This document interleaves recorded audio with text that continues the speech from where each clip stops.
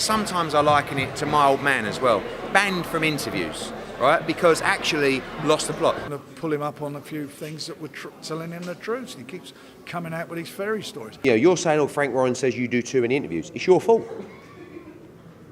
If it weren't for you, I wouldn't be doing too many interviews. So why don't you respond to Frank Warren and say, Frank, the reason I follow Eddie Hearn around the world is his numbers drive me crazy.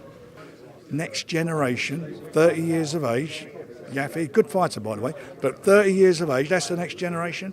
Get me out my box. If next generation is 30, then I'm 40. Well, he's got to come back after his York escapades, isn't he? But, you know, I mean, there's a difference between a site fee for a lot of money in a major Orlando resort to Bethnal Green baths with no air conditioning.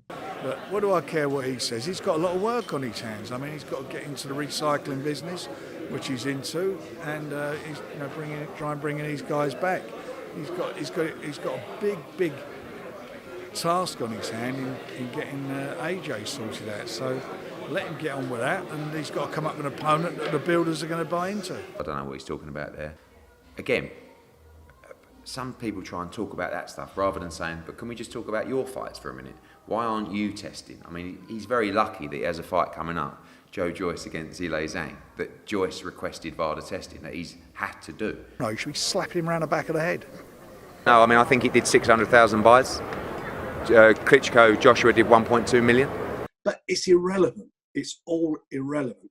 It's all smoke, mirrors and crap, and people write about it. Give it the old, no mandatory anymore, it's all over, or whatever he was going on about.